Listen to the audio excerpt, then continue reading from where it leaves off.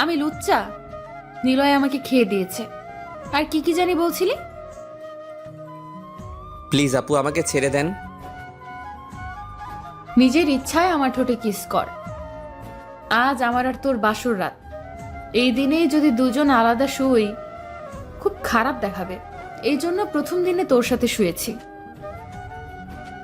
খারাপ হলে হোক, আপনাকে কে অধিকার দিয়েছে আমার সাথে শুয়ার? ওঠেন ওঠেন। আমি আমার কাপা কাপা হাতে মেয়েটার ঘুমটা উঠালাম। ঘুমটা উঠিয়ে যা দেখলাম তা আমার পক্ষে মেনে নেওয়া সম্ভব না। দেখি আমার চিরচেনা শত্রু সুবর্ণা। আমি অজ্ঞান হয়ে যাওয়ার অবস্থা। আমি কি দেখতেছি? আমি যেন বিশ্বাস করতে পারতেছি না। আমার শরীর থেকে টপ টপ করে ঘাম বের হচ্ছে। আমি বললাম, আপনি এখানে? আপনি এখানে কেন? আমি থাকবো না তো অন্য কেউ থাকবে? এই বিয়ে আমি মানি না। আমি এখনই আব্বাকে বলছি। সুবর্ণা আমার পাঞ্জাবির কলার ছেড়ে বলল, কোথায় যাও চান্দু? তোমার খবর আছে। প্লিজ আপু, আমাকে ছেড়ে দেন। তুই এত দেরি করছিস কেন? আমি সেই কখন থেকে বসে আছি। আমি আর জীবনেও আপনার সামনে আসবো না। আপনাকে গালি দিব না। আমি লুচ্চা? নিলয় আমাকে খেয়ে দিয়েছে। আর কি কি জানি বলছিলি? জীবনে আর বলবো না, প্লিজ আমাকে ছেড়ে দেন। ছেড়ে দেব একটা শর্তে। আপনি যা বলবেন তাই করব। এদিকে আয়, আমার কাছে আয়। একেবারে আমার সাথে লেগে বস। আমি সুবর্ণার সাথে লেগে বসলাম। একজনের শরীর আরেকজন অনুভব করতে পারছিলাম। সুবর্ণা বলল, আমার শরীর থেকে গহনাগুলো খুলে দে তো। আমি কাপা কাপা হাতে গয়নাগুলো খুলে দিলাম। সুবর্ণা বলল, বল আমাকে কেমন লাগছে? খুব সুন্দরী। আমি তোকে মাফ করে দেব একটা কাজ করলে। কি কাজ? নিজের ইচ্ছায় আমার ঠোঁটে কিস কর। সুবর্ণা বলে কি নিজের ইচ্ছায় কিস করতে? পাগল নাকি? এই সুবর্ণাকে যাব আমি কিস করতে? আমার শরীরে রাগ উঠতেছে। আমি বললাম, রাখেন আপনার কিস, রাখেন আপনার শর্ত, যত সব ফালতু। আর আমি আপনাকে বিয়ে করছি কে বলছে? চুপ, আস্তে কর। আসতে বলবো কেন? আর আপনি একটু সুন্দরী না, আপনি কালো ভূত, একেবারে পেতনি। এবার কিন্তু বাড়াবাড়ি হয়ে যাচ্ছে। বাড়াবাড়ি হলে হোক, তাতে আমার কি? ওকে বুঝছি, তোর মাথা ঠিক নেই। শোন, তুই বাথরুমে গিয়ে ফ্রেশ হয়ে আয়। এই নে কাপড়। আমি হাত থেকে কাপড় নিয়ে বাথরুমে চলে গেলাম। বের হলে সুবর্ণা বলল, এই নে শুয়ে পড়। সুবর্ণার পাশে বালিশ দিয়ে বলল, পাগল নাকি? আপনার সাথে আমি শুব? জীবনেও না। আপনার তো চরিত্র ভালো না, পরে কি জানি কি করেন। এমন কথা শুনে সুবর্ণার মুখটা কালো হয়ে গেল। মনে হয় অনেক কষ্ট পেয়েছে। কষ্ট পেলে পাক, তাতে আমার কি? যে যেমন তার সাথে তেমনই হওয়া উচিত। সুবর্ণা মুখটা কালো করে কাপড় পাল্টাতে লাগলো। আমি একটা বালিশ নিয়ে নিচে শুয়ে পড়লাম। কিছুক্ষণের মধ্যেই চোখে ঘুম চলে আসলো। সকালে ঘুম থেকে উঠেই দেখি সুবর্ণা আমাকে জড়িয়ে ধরে শুয়ে রয়েছে নিচে। এমনভাবে শুয়ে রয়েছে, নড়তে পারছিলাম না। আমি তাকে ডাক দিলাম, এইভাবে শুয়ে আছেন কেন? ওঠেন, আমাকে উঠতে দিন। আর একটু ঘুমা। আমাকে জড়িয়ে ধরেছেন কেন? রাতে আমার সাথে কি করছেন? ছাড়েন বলছি। আজ আমার আর তোর বাসর রাত। এই দিনেই যদি দুজন আলাদা শুই, খুব খারাপ দেখাবে। এই জন্য প্রথম দিনে তোর সাথে শুয়েছি। খারাপ হলে হোক, আপনাকে কে অধিকার দিয়েছে আমার সাথে শুয়ার? ওঠেন ওঠেন। সুবর্ণা উঠে চলে গেল বাথরুমে। এই রুমের সাথে একটা অ্যাটাচ বাথরুম আছে, যেটা শুধু এই রুমের মানুষ ব্যবহার করতে পারবে। আমি বিছানায় উঠে শুয়ে রইলাম। সুবর্ণা বাথরুম থেকে বের হয়ে বলল, কি রে, আরো ঘুমাবি? যা ফ্রেশ হয়ে নে, আমি চা নিয়ে আসছি। আমি যেটা মনে চাই করব, সেটা আপনাকে নিয়ে ভাবতে হবে না। আপনি আপনার নিজের চরকায় তেল দিন। তুই মুখে মুখে তর্ক করস কেন? আমি কি তোর খারাপ বলছি? করব, 100 বার করব। আপনি আমাকে আদেশ দেওয়ার কে? দেখেন আপু, আমার উপর অধিকার খাটাতে আইসেন না। ওকে, তোর যা ইচ্ছা কর। আমি বাথরুমে ঢুকে ফ্রেশ হয়ে বিছানায় শুয়ে রইলাম। সুবর্ণা চা নিয়ে আসলো। আমি বললাম, আমি চা খাবো না। চা খাবি না তো কি সিগারেট খাবি? হুম। এখন থেকে যদি সিগারেটের নাম মুখে উঠেছে, তোর এই মুখ আমি পুড়ে ফেলবো। দেখবো নে, আমি এখন গিয়ে সিগারেট খাবো। দাঁড়া, তোর আব্বাকে বলতেছি। এই না না আপু, আব্বাকে বইলেন না। এখন চা খা। সুবর্ণা চা দিয়ে একটা কাগজ আমার দিকে দিয়ে বলল, নে, এটা ধর। কি এটা? আমি খুলে দেখলাম 10 লক্ষ টাকার একটা চেক। আমি বললাম, এটা কিসের জন্য? এটা আমার আব্বা তোর আব্বাকে উপহার দিয়েছিল, কিন্তু তোর আব্বা নেয়নি। এখন আমি কি করব? এটা তুই তোর আব্বাকে দিস। দেখো, একে তো আপনাকে আমার ভালো লাগে না, দ্বিতীয় এটা আমি নিব না, কারণ পরে কিছু হলে আমাকে এই টাকার খোটা দিবেন। এমন ফালতু কথা বলিস কেন? এটা উপহার, যৌতুক না। তারপরেও এটা আমি নিব না। এমন করিস না সাকিব, তোর আব্বার এখন টাকার দরকার। তোরা না ফ্ল্যাট কিনবি, সেজন্য তোদের টাকাটার দরকার। সেই চিন্তা আপনাকে করতে হবে না। প্লিজ টাকাটা নিয়ে তোর আব্বাকে দে, না হলে তোর আব্বাকে ব্যাংক থেকে ঋণ নিতে হবে। পরে ঋণ শোধ না করতে পারলে ঋণের বোঝা আরো বাড়বে। প্লিজ না করিস না, তোর আব্বার টাকাটা দরকার। ওকে, দিবনি। তাহলে আমি যাই, তুই চা খা। আমি চা খেলাম। চা খেয়ে কি করব? কলেজ বন্ধ, কোথায় ঘুরতে যাব সেটাও সম্ভব নয়। ভাবলাম সুবর্ণা আসুক, তার সাথে মজা করা যাক। আমি বসে বসে বেলকনিতে গিটার বাজাইতেছি। কিছুক্ষণ পর সুবর্ণা আসলো, বলল, কিরে তুই গিটার বাজাইতেছ কেন? জানিস না গিটার বাজানো ভালো না? জানি। তাহলে বাজাস কেন? ভালো লাগে। সামনে থেকে আর বাজাবি না, দে গিটার দে, আর খেয়ে যা। সুবর্ণা আমার হাত থেকে গিটার নিয়ে চলে গেল। আমি খেতে গেলাম। খেয়ে দিয়ে রুমে এসে শুয়ে শুয়ে মোবাইল টিপতেছি আর কানে হেডফোন লাগিয়ে গান শুনতেছি। কিছুক্ষণ পর সুবর্ণা আসলো, এসে বলল, কিরে কি করস? দেখতেছেন না? সুবর্ণা আমার পাশে শুয়ে আমার সাথে একেবারে নিজের শরীরটা লাগিয়ে বলল, দে একটা তার আমাকে দে, আমিও শুনবো। না, আপনার মোবাইল আছে না, আপনার মোবাইল দিয়ে আপনি শুনুন। তুই এখনো আমাকে আপনি করে বলস? আমরা না এখন জামাই বউ? আপনাকে আমি বউ হিসেবে মানি না। এমন করস কেন? শুন, বিয়ের আগে আমি তোকে মারছি, বকছি, আমি অনেক কষ্ট দিয়েছি। আপনাকে আমি কি করে ক্ষমা করি? আপনি আমাকে রাস্তায় চড় মারছেন, শুধু শুধু অপমান করছেন। আপনার কারণে আমি আরেকজনের কাছে অপমানিত হয়েছি। জানি তোকে আমি কষ্ট দিয়েছি, তুই আমাকে মন থেকে মাফ করে দে। যান, মাফ করে দিলাম। এখন এখান থেকে চলে যান। নিলয় ভাই বলছে আপনি খুব নিলয় ভাইকে জ্বালাইছেন, সেজন্য আপনাকে বিয়ে করে নাই। না জানি আমার কপালে কি আছে। প্লিজ আপু, আমাকে ছেড়ে আপনি চলে যান। এমন কথা বলিস না। কেন বলবো না? আমার আপনাকে একটু ভালো লাগে না। ভালো না লাগলেই পারে, সেজন্য চলে যেতে বলিস কেন?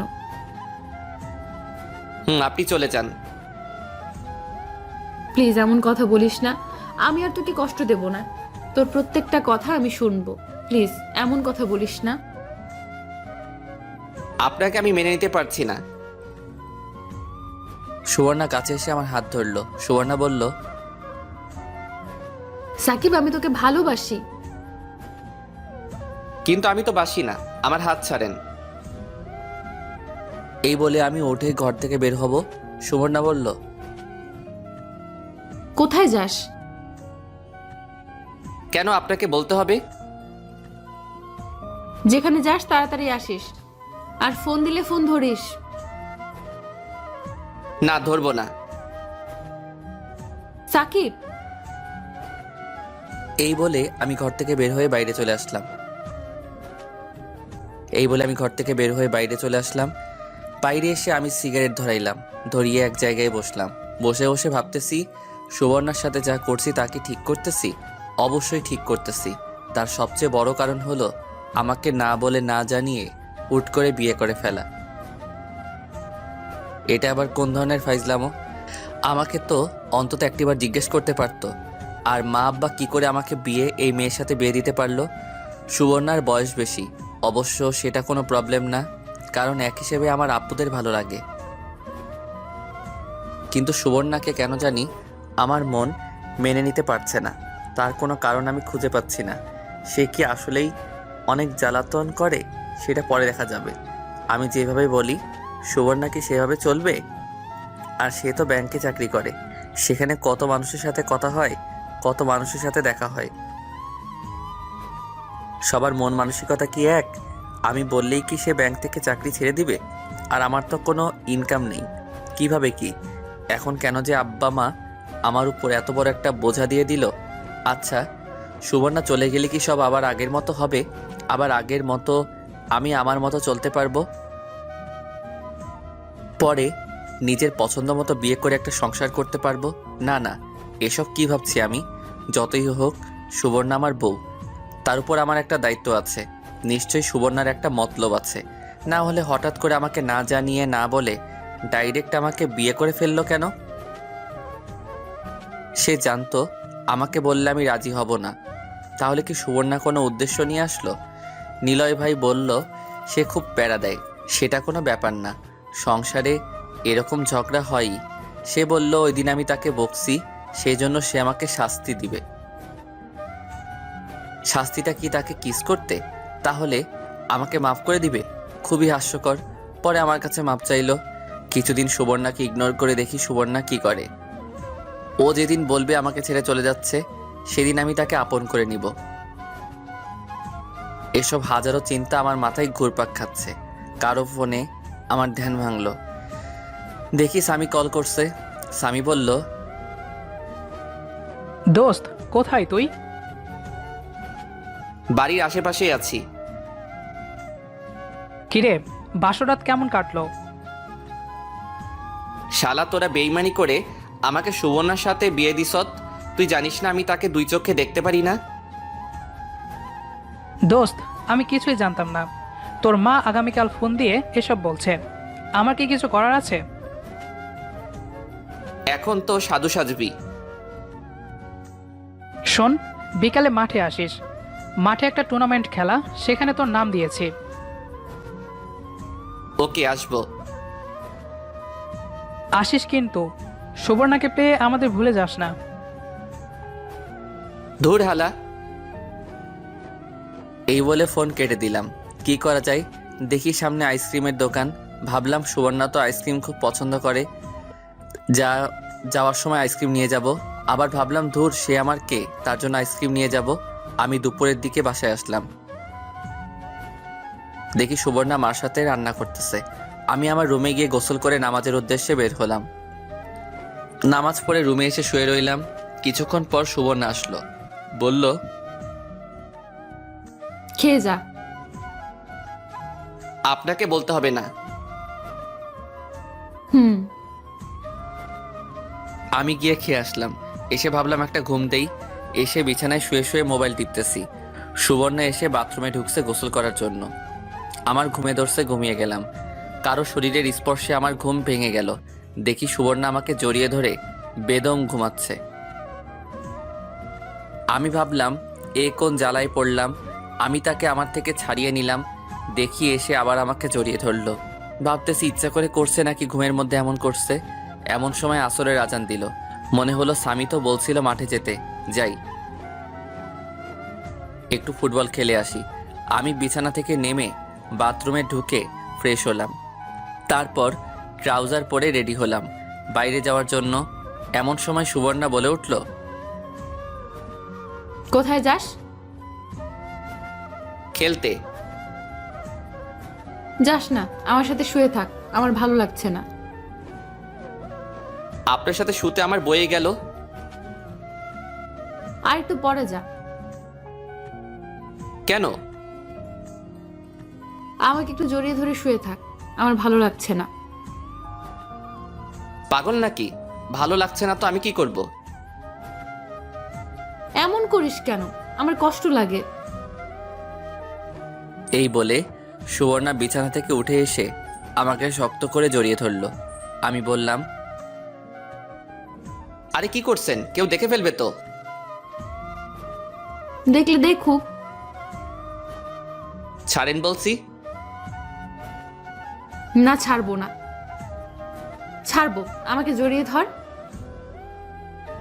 ধুর। এই বলে আমি ধাক্কা দিয়ে তাকে ছাড়িয়ে নিলাম। ঘর থেকে বের হয়ে আসলাম। আস্তে আস্তে ভাবতে লাগলাম, এ কোন মেয়ের পাল্লায় পড়লাম আমি। আসলে তার কি দোষ? সবাই তো বিয়ের পর এগুলো করে, কিন্তু আমার কেন জানি তাকে ভালো লাগে না। মনে চায় তার থেকে দূরে দূরে থাকতাম। বউ বলেই কি, অথচ অন্য কোনো মেয়ের প্রতি আমার কোনো ইন্টারেস্ট নাই। যাকে দেখি সুবর্ণার চেয়ে সুন্দরী না। যাই হোক, এসব ভাবতে ভাবতে আমি মাঠে চলে আসলাম। খেলাধুলা করে বাসার উদ্দেশ্যে রওনা দিলাম। বাসায় এসে ফ্রেশ হলাম। দেখি সুবর্ণা নাই। মাকে জিজ্ঞেস করলে বলে ছাদে গিয়েছে মরিয়মের সাথে। ভাবলাম ছাদে কি করে এত মানুষের মাঝে। দূর, সেসব ভেবে লাভ নাই। ও যেটা মনে চায় সেটাই করুক। মাগরিবের নামাজ পড়ে রুমে আসলাম। দেখি মার সাথে কি যেন করতেছে। আমি রুমে এসে একটা গল্পের বই পড়তেছি। এমন সময় সুবর্ণা সেমাই নিয়ে রুমে প্রবেশ করলো আর বলল, নে, সেমাইটা খেয়ে নে। খাবো না। তুই না জীবনেও ভালো হবি না। এদিকে আয়, আমি খাইয়ে দেই। আমার সাথে এরকম করতে আইসেন না, আমি খাবো না। সুবর্ণা গরম সেমাই চামচে নিয়ে ফু দিয়ে ঠান্ডা করে মুখের কাছে এনে দিল। বলল, হা কর। না। হা কর বলছি। না। সুবর্ণা অনেকক্ষণ ধরে চামচ আমার মুখের সামনে দিয়ে ধরে রাখলো। আমার হা করায় আশায় দেখি আমি হা করছি না। তারপর সে নিজেই সেটা খেয়ে ফেলে। দেখি তার চোখের কোণায় পানি। মনে হয় কষ্ট পেয়েছে। কষ্ট পেয়েছে আমার কি? সেমাই রেখে সে বলল, তাহলে তুই আমার সাথে এমন করিস কেন? তোর কাছে তো আমি মাফ চাইছি। আমার আপনাকে ভালো লাগে না। প্লিজ আপু, আপনি চলে যান, আমাকে একা থাকতে দিন। সাকিব, এমন কথা বলিস না, আমার অনেক কষ্ট লাগে। কোথায় কষ্ট লাগে আপনার? আমার মনে হয় আপনার পেটে কষ্ট লাগে। সাকিব, কি আপু? তুই এখনো আমাকে আপনি করে বলিস কেন? তুই করে বল, আমরা তো জামাই বউ। কিন্তু আমি তো বউ হিসেবে মানি না আপনাকে। এমন করলে কিন্তু আমি চলে যাব। যান, তাতে আমার কি? সত্যি কিন্তু আমি চলে যাব। যান, আপনি গেলে আমি বাঁচি। হঠাৎ দেখবি আমি একদিন চলে যাব। হঠাৎ কেন? এখনই চলে যান। সুবর্ণা কাঁদা শুরু করলো। কাঁদতে কাঁদতে শুয়ে রইল। আমিও না শোনার ভান করে বই পড়তেছি। সুবর্ণা বলল, আমি আগামীকাল থেকে ব্যাংকে যাব। যান। তোর কলেজ খুলবে কবে? জানি না। চল না, কোথাও ঘুরতে যাই। আপনার সাথে আমি কোথাও যাব না। কেন? এমনি ভালো লাগে না? চল না যাই, দেখবি ভালো লাগবে। না, আমি কোথাও যাব না। ওকে। এই বলে সুবর্ণা বাইরে চলে গেল। কিছুক্ষণ পর এসে বলল খেয়ে যাইতে। আমি খেয়ে দিয়ে শুয়ে রইলাম। চোখে ঘুম আসতেছে। দেখি সুবর্ণা ঘরে ঢুকে দরজা বন্ধ করে দিল আর আমার পাশে এসে শুয়ে পড়ল। আমি বললাম, আমি আপনার সাথে শুব না। প্লিজ সাকিব, এমন করিস না, শুধু আজকে রাতটা থাক। এক মুহূর্ত না। আমি বিছানা থেকে নামলাম, নেমে বালিশ নিচে দিয়ে শুয়ে রইলাম। সুবর্ণা উপরে শুয়ে রইল। আমি অনেকক্ষণ এদিক সেদিক করে তাকালাম, যাই আজকে রাতটা সুবর্ণার সাথে শুই। এইভাবে আমি সুবর্ণার পাশে শুয়ে পড়লাম। পিছন থেকে তাকে জড়িয়ে ধরলাম আর কানে কানে বললাম, শুধু আজকে রাতের জন্য। সুবর্ণা আমার দিকে ফিরল, ফিরে একটা মুচকি হাসি দিল আর আমাকে শক্ত করে জড়িয়ে ধরল। একটা পা আমার শরীরের উপর উঠিয়ে দিল। জানিস আমি কি চাই? আমি চাই শুধু তুই আমাকে এভাবে জড়িয়ে ধরে শুয়ে থাকবি। আমি আর কিচ্ছু চাই না। না, শুধু আজকে। ওকে। সুবর্ণা আমার মুখের দিকে তাকিয়ে আছে মায়াভরা দৃষ্টিতে। সুবর্ণা একটা লেহেঙ্গা পরছে আর উপরে কি জানি পরছে, নাম জানি না। আর আমি বরাবরের মতো একটা শর্ট প্যান্ট আর একটা পাতলা গেঞ্জি। সুবর্ণা আমার বুকে তার মাথা রাখলো। দেখি তার ঠোঁট দুটো হালকা লিপস্টিক আছে। আমার কেন জানি ইচ্ছে করছে তার ঠোঁটে কিস করতে। আমি কিস করতে যাব, ভাবলাম একটু বেশি হয়ে যাচ্ছে না, এতটুকুই থাক। আমিও তাকে শক্ত করে জড়িয়ে ধরে ঘুমিয়ে পড়লাম। সকালে ঘুম থেকে উঠে দেখি সুবর্ণা পাশে নাই। আমি কিছুক্ষণ শুয়ে থাকলাম। একটু পর সুবর্ণা চা নিয়ে আসলো। আমি ফ্রেশ হয়ে চাটা খেয়ে গেলাম আব্বার কাছে। গেলাম ওই টাকার চেকটা নিয়ে। আমি আব্বার কাছে গিয়ে বললাম, এই নিন, সুবর্ণা আমাকে এই চেকটা দিয়েছে। যেহেতু চেকটা নিয়েছিস, টাকাগুলো তুলে এনে দে, আমার আবার ফ্ল্যাটের জন্য জমা দিতে হবে। ওকে। আমি রুমে এসে দেখি সুবর্ণা ব্যাংকে যাওয়ার জন্য রেডি হচ্ছে। আমি বললাম, আমিও তোমার সাথে যাব। কোথায়? ব্যাংক থেকে টাকাগুলো তোলার জন্য। ওকে। দেখি সুবর্ণা বোরকা পড়ছে, কিন্তু মুখে নেকাব নাই। আমি কিছু বললাম না, ভাবলাম ও যেভাবে মনে চাই চলুক, তাতে আমার কিছু যায় আসে না। দুজন এক রিকশায় গিয়ে উঠলাম। রিকশার মধ্যে সুবর্ণা আমার হাত ধরে রাখলো। ব্যাংকের সামনে এসে দুজন নেমে ব্যাংকের ভিতর প্রবেশ করলাম। সুবর্ণা গিয়ে সুবর্ণার চেয়ারে বসলো। আমাকে বলল চেকটা দিতে। আমি চেকটা দিয়ে দিলাম। কিছুক্ষণ পর টাকা নিয়ে আসলো। সুবর্ণা বলল, 3টার দিকে আয়সা আমাকে নিয়ে যাস। পারবো না। কেন পারবি না? এমনি। ওকে, তোর যা ইচ্ছা কর।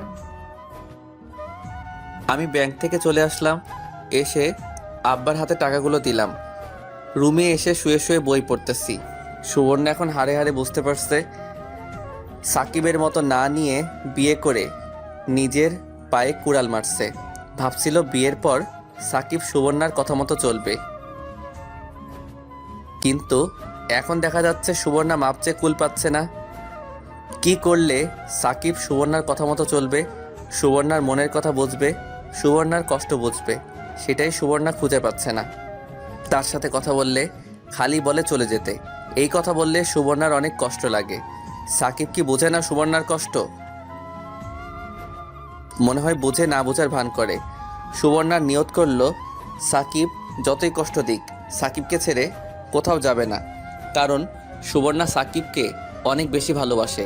সাকিব ভালোবাসে কিনা জানি না। সুবর্ণা এখন কাজে মন দিয়েছে।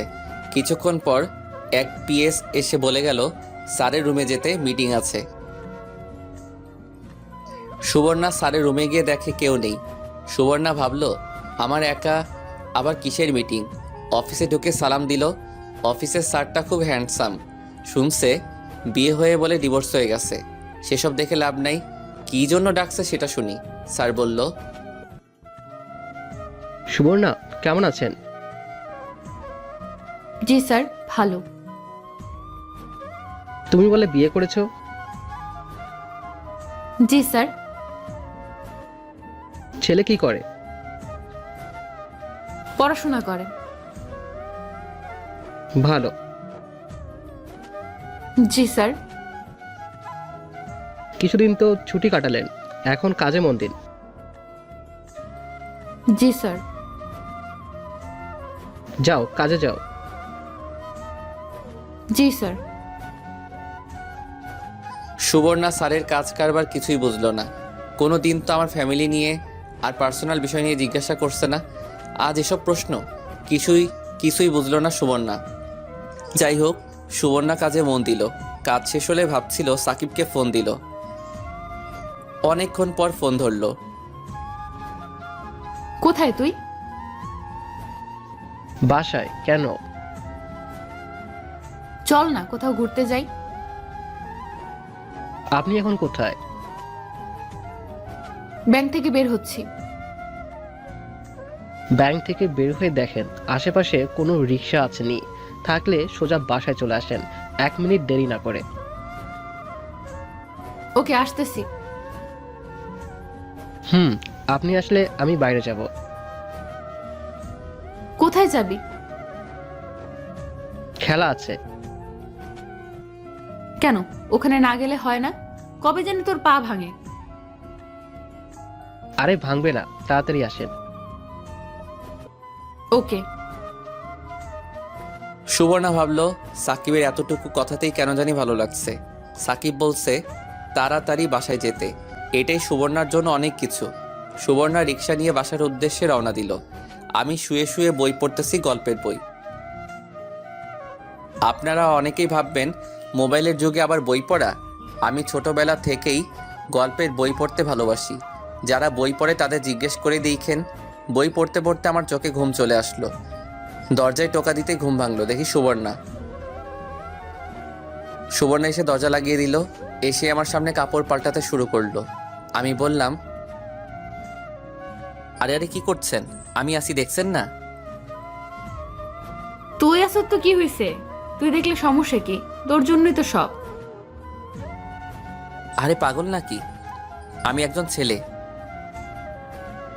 জানি তুই ছেলে, তুই আমার জামাই তো। তো এসব জামাই দেখবে না তো অন্য কেউ দেখবে? ধুর, আপনি কাপড় পাল্টান। আমি বেলকনিতে গেলাম। ওকে, যা। আমি বেলকনিতে চলে আসলাম। কতক্ষণ বসে রইলাম। সুবর্ণা ডাক দিল, বলল, কিরে, একটু এদিকে আয় তো। কাপড় পাল্টানো হয়েছে? তুই এদিকে আসবি তো? আমি ভিতরে গেলাম। গিয়ে যা দেখলাম তা দেখার জন্য আমি মোটেও প্রস্তুত ছিলাম না। দেখি সুবর্ণা শুধু ব্রা পরে দাঁড়িয়ে আছে। সুবর্ণা বলল, পেছনের দিকটা খুলে দে তো, আমি ধরতে পারছি না। আমি নাই। এই বলে আমি দৌড় দিয়ে বেলকনিতে চলে আসলাম। সুবর্ণা বলল, কিরে, খুলে দিয়ে যা, আমি আবার ফ্রেশ হব। আমি পারবো না। তোকে পারতেই হবে, তাড়াতাড়ি আস। পারবো না বলছি না। না খুললে কিন্তু আজকে এভাবেই বসে থাকবো। আমি ভাবলাম কি ঝামেলায় পড়লাম। আমি ঘরের ভিতরে ঢুকে সামনে গেলাম। আমার তার দিকে তাকাতেই লজ্জা করছে। হঠাৎ এমন কিছুর মুখোমুখি হব কল্পনাও করিনি। হোক না আমার বউ। সুবর্ণা বলল, তাড়াতাড়ি কর। আমি কাপা কাপা হাতে তার সাদা পিঠে হাত দিলাম। সুবর্ণা চোখ বন্ধ করে ফেললো। কোনো মতে ব্রাড পিছনের দিকটা খুলে এক দৌড়ে বেলকনিতে। আমি ভাবলাম মনে হয় বাঁচলাম। সুবর্ণা কিছুক্ষণ পর ডাক দিল, বলল, কিরে, খেয়েছিস? হুম। দে তো তোর মানি ব্যাগটা। মানি ব্যাগ দিয়ে কি করব? দে তো। সুবর্ণা মানিব্যাগ চেক করলো। নিজের ব্যাগ থেকে কিছু টাকা দিয়ে বলল, নে, এগুলো খরচ করিস। না লাগবে না। লাগবে। টাকাগুলো আপনার কাছেই রাখেন, আমি চেয়ে নিব। মানিব্যাগে থাকলে আমি খরচ করে ফেলবো। ওকে। আমি ভাবলাম যাই খেলাধুলা করে আসি। ট্রাউজার পরে রেডি হয়ে বাইরে বের হওয়ার জন্য রেডি হলাম। সুবর্ণা বলল, কোথায় যাস? জানেন না? না, জানি না। আমি গেলাম। এই বলে আমি বের হয়ে চলে আসলাম। এইভাবে কিছুদিন চলে গেল। আমি পরে আর সুবর্ণার সাথে রাতে শুই নাই। সে অনেক রিকোয়েস্ট করছিল, আমিও বেশি তাকে পাত্তা দেই নাই। সুবর্ণা কেন জানি আগের মতো এত কথা বলে না। সেও তার মতো থাকে, আমিও আমার মতো থাকি। সেও তার কাজ করে, আমিও আমার কাজ আমি করি। একদিন আমি কলেজ থেকে সুবর্ণার ব্যাংকের সামনে দিয়ে আসছিলাম। কেন জানি মনে হলো ব্যাংক থেকে ঘুরে আসি, সুবর্ণাকেও দেখে আসি। আরও বলছিল ব্যাংক থেকে গিয়ে ক্রেডিট কার্ড আনতে। তাই ভেবে আমি ব্যাংকের ভিতর ঢুকে সুবর্ণার ডেস্কে আসলাম। দেখি ওর নাই। ব্যাপারটা কিছু বুঝলাম না, মনে হয় মিটিং করে। সেই ভেবে কিছুক্ষণ বসে রইলাম। অনেকক্ষণ হয়ে গেল আসছে না। আমি পাশের একজনকে জিজ্ঞেস করলাম, ভাই উনি কোথায় গিয়েছে? জানি না ভাই। কোথায় যেতে পারে আপনার মনে হয়? ইদানিং দেখতাছি বসের অফিসে বেশি যাই, সেখানেই যেতে পারে। ভাই আপনাদের বসের অফিসটা কোথায়? 3 তলায়। ধন্যবাদ ভাই। ওয়েলকাম। আমি 3 তলায় গিয়ে বসের রুম বের করলাম। দেখি সুবর্ণা স্যারের সাথে কথা বলতেছে, আর একটু পরপর সুবর্ণা আর স্যার একসাথে হাসি দিয়ে উঠতেছে। আমি কিছুই বুঝলাম না তারা দুজন একা একা কিসের মিটিং করে। আমি আবার ওই ভাইয়ের কাছে গেলাম, দেখি ও খুব ব্যস্ত। আমি বললাম, ভাই একটু কথা বলা যাবে? একটু দাঁড়ান ভাই। ওকে। এই ভাই কাজ শেষ করে বলল, জি ভাই বলেন। ভাই আপনার নাম কি? আমার নাম সাদিকুল। সাদিকুল ভাই, উনি কি সবসময় স্যারের রুমে মিটিং থাকে? ভাই অধিকাংশ সময় দেখি উনি স্যারের রুমে থাকে, তখন আমাদের কারো মিটিং থাকে না। তারপরে উনি স্যারের সাথে বসে কিসের কথা বলে জানি। ভাই আপনি কে? আপনি তার সম্পর্কে এত কিছু জিজ্ঞেস করছেন কেন? উনি আমার ওয়াইফ। ভাই আপনার সাথেই ওর বিয়ে হয়েছে। উনি এসে আমার সাথে হ্যান্ডশেক করলো। ভাই আমি এখন যাই, সুবর্ণা আসলে বইলেন। আমি আসছি। ওকে ভাই। আমি ব্যাংক থেকে বের হয়ে বাসায় চলে আসলাম। আমি ভাবতেছি সুবর্ণার অন্য কোনো মতলব আছে, না হলে কাজ বাদ দিয়ে তার বসের রুমে গিয়ে বসে থাকবে কেন? আর সারি বা কেমন? সুবর্ণার সাথে এত কথা কিসের? নিশ্চয়ই কোনো মতলব আছে। ভাবলাম সুবর্ণা আসলে জিজ্ঞেস করব। আবার ভাবলাম না, দেখি সুবর্ণা কি করে। সুবর্ণা এখন আর আগের মতো কেয়ার করে না। এখন কেন জানি তার থেকে বেশি আমার কষ্ট হয়। তার এমন চুপচাপ থাকা আমার কেন জানি ভালো লাগে না। কিছুক্ষণ পর সুবর্ণা বাসায় আসলো। ঘরে ঢুকে বলল, তুই বলে ব্যাংকে গিয়েছ? হুম। আসলে আমি একটা মিটিংয়ে ছিলাম, তুই ফোন দিতি। না থাক, ভাবলাম যদি তোমার মিটিংয়ে সমস্যা হয়। কি জন্য গিয়েছিলি? এমনি ওই দিক দিয়ে যাচ্ছিলাম, ভাবলাম তোমাকে দেখে যাই। হুম। দুপুরে কি খেয়েছো? তেমন কিছু না। তোমার বসের সাথে লাঞ্চ করছো তাই না? হুম। ভালো। এই নে তোর ভিসা কার্ড। হুম। সুবর্ণা আমার সাথে কথা বলছে আর ড্রেস চেঞ্জ করতে লাগলো। সুবর্ণা বলল, দেখতেছিস না ড্রেস চেঞ্জ করছি, বাইরে যা। না যাব না। থুর, আমার লজ্জা করছে। আমি চোখ বন্ধ করলাম। অন্যদিন হলে বাইরে চলে যেতাম। ধুর। সুবর্ণা বাথরুমে ঢুকে গেল। বাথরুম থেকে ড্রেস চেঞ্জ করে বের হলো। সুবর্ণা বলল, কি রে, খেয়েছিস? না। কেন? তুমি আসলে ভাবছিলাম একসাথে খাবো, কিন্তু তুমি তো তোমার বসের সাথে খেয়ে এসেছো। দাঁড়া, আমি খাবার নিয়ে আসছি। না, খাবো না। কেন? তুমি খেয়ে এসেছো, তাই এখন আর রুচি হচ্ছে না। না, তোকে খেতে হবে। তুই না খেলে আজ থেকে তোর সাথে কথা নাই। ওকে, কথা বইলো না। সাকিব, বলেন। এখনো কি আমি তোর পর? তোর সাথে কতদিন হয়ে গেল দুজন একসাথে থাকতেছি। এতদিন পর ছিলেন না, এখন আস্তে আস্তে পর হচ্ছেন। পর হতে যাব কেন? আপনিই বলেন। একটা কথা বলবো? বলেন। তাহলে আমার কাছে আয়, আমাকে জড়িয়ে ধর, পরে বলবো। বললে বলেন, না হলে আমি গেলাম। আমার বলতে লজ্জা করছে, এদিকে আয় না। ওকে। আমি সুবর্ণার কাছে গিয়ে সুবর্ণাকে বুকে টেনে নিলাম। সুবর্ণাও 2 হাতে জড়িয়ে ধরে বলল, চল না, একটা বেবি নেই। আমি ভাবলাম সুবর্ণার কথা ঠিকই বলেছ, কিন্তু এখন সুবর্ণার মতিগতি কিছুই বুঝতে পারছি না। দেখি শেষমেশ কি হয়, পরে না হয় চিন্তা করব। আমি বললাম, দেখো, একে তো আমার কোনো কিছুই হয় নাই, মানে চাকরি, পড়ালেখা চালিয়ে যেতে হবে, আর এখন সম্ভব নয়। আর কিছুদিন সময় দাও। ওকে, তোর যতদিন লাগে সময় নে। প্লিজ আমাকে ছেড়ে চলে যাস না। ওকে। এখন প্লিজ কিছু খেয়ে নে। ওকে, খাচ্ছি। এই বলে সুবর্ণার ঠোঁটে ঠোঁট লাগিয়ে দিলাম। আমি কিস করতে লাগলাম, সেও রেসপন্স দিতে লাগলো।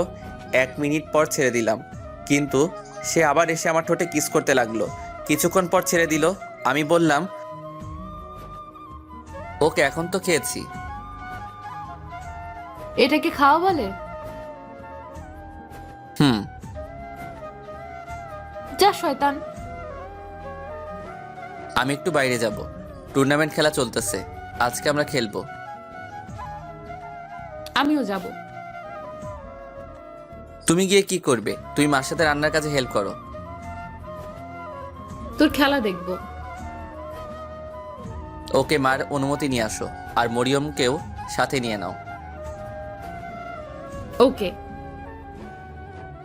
সুবর্ণ আমার সাথে বের হলো, সাথে মরিয়মও। মরিয়ম বলল, ভাই, একটা মোবাইল কিনে দে না। মোবাইল দিয়ে কি করবি এখন? আরো বড় হয়ে নে। দে না কিনে, কার্টুন দেখবো। তোর ভাবিকে বল। মরিয়ম সুবর্ণাকে বলল, ভাবি, একটা মোবাইল কিনে দেন না। থুর, তোমার ভাইয়াকে বলো। ভাইকে তো বললাম, বললো আপনার কথা। তোমার ভাইয়া অনুমতি নিলে আমি কিনে দেব। মরিয়ম আবার আমার কাছে এসে বলল, অনুমতি দিয়ে দেন না। ওকে দিলাম, তবে সারাদিন 2 ঘন্টা মোবাইল টিপতে পারবি, আর বাকি সময় তোর ভাবির কাছে মোবাইল দিয়ে রাখবি। 2 ঘন্টা না, 3 ঘন্টা দিবি। না, 2 ঘন্টা। মরিয়ম, তুমি এদিকে আসো। ভাই অনুমতি দিয়েছে, এখন কিনে দাও। আগামীকাল কিনে দেব। মরিয়ম খুশিতে নাচতে লাগলো। নাচোস কেন? এটা রাস্তা না। আমি মাঠে আসলাম, এসে দেখি সামিও তার গার্লফ্রেন্ড নিয়ে আসলো। আমাদের দেখে সামি কাছে আসলো, বলল, ভাবি, কেমন আছেন? ভালো। সামি, চল যাই মাঠে, তোমরা এখানে বসে খেলা দেখো। আমি আর সামি মাঠে আসতে আসতে জিজ্ঞেস করলাম,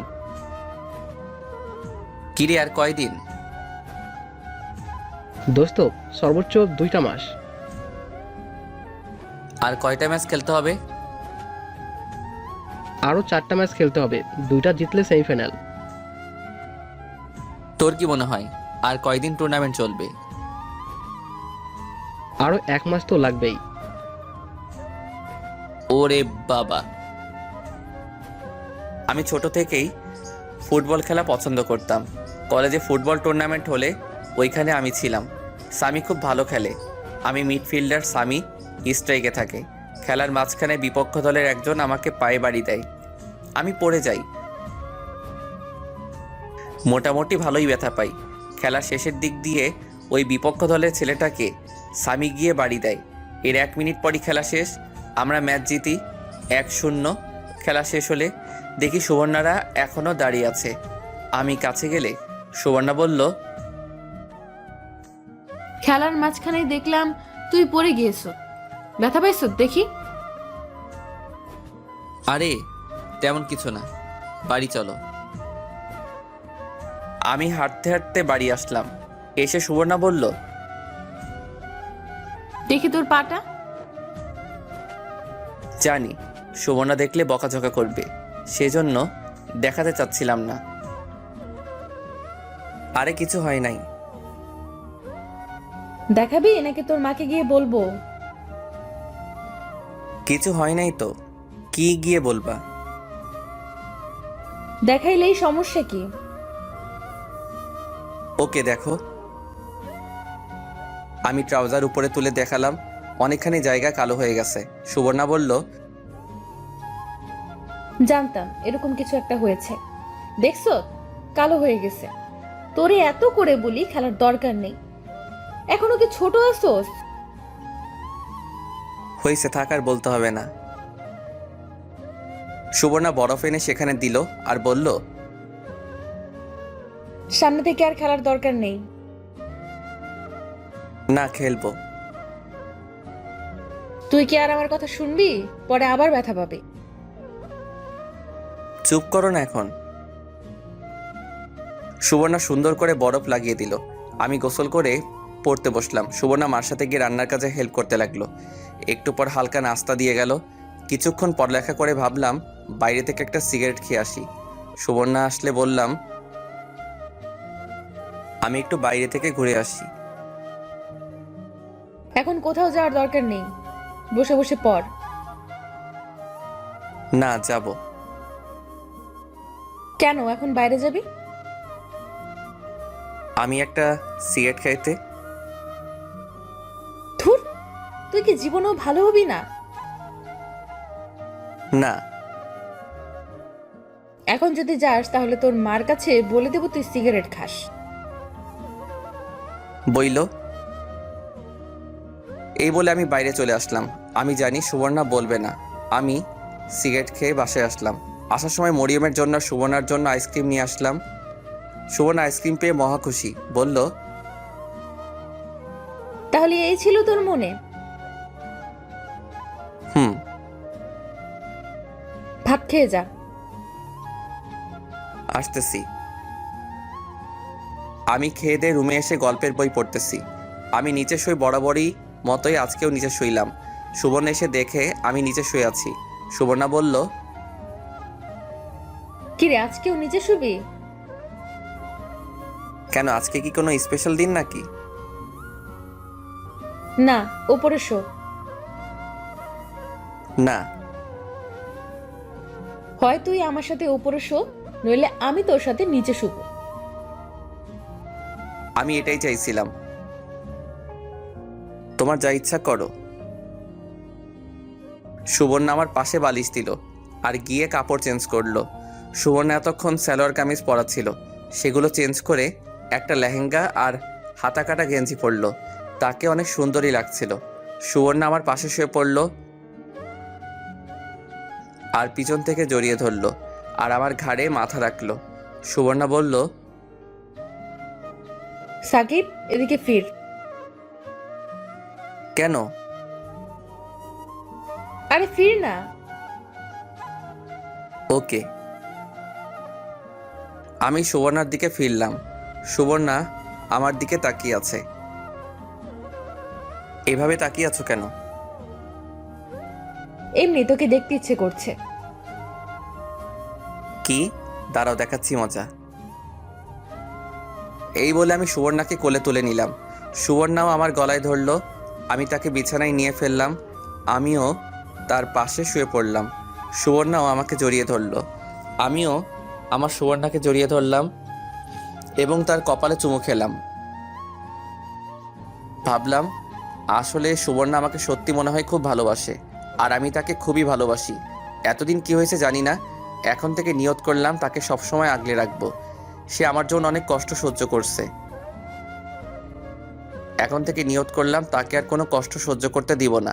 তাকে আমি সত্যি অনেক ভালোবাসি। এসব কথা ভাবতে ভাবতে ঘুমিয়ে গেলাম। সুবর্ণা পড়ছে বিপদে। সুবর্ণার ব্যাংকের ম্যানেজার কারণে অকারণে অধিকাংশ সময় সুবর্ণাকে অফিসে বসিয়ে রাখে। এটা সেটা আজাইরা কথাবার্তা বলে, আর মাঝে মাঝে এমন এমন জোকস বলে না, না হেসে থাকতেই পারে না সুবর্ণা। সুবর্ণা স্যারকে নাও বলতে পারে না।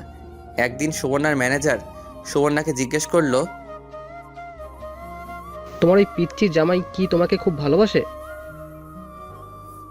ওই সময় সাকিবের সাথে সুবর্ণার সময় খারাপ যাচ্ছিল, তাই সুবর্ণা বলল, ভালোবেসে স্যার। আমার মনে হয় ভালোবাসে না। আপনার এরকম মনে হয় কেন? দেখো, এসব আমরা পিছনে ফেলে এসেছি, সব বুঝি আমরা। যদি তোমার তাকে ভালো না লাগে তাহলে তুমি তাকে ছেড়ে দাও। সুবর্ণা তখন আর কিছু বলে নাই। বাড়িতে এসে আমার সাথে রান্নাঘরে কাজ করতেছে। আম্মা জিজ্ঞাসা করলো,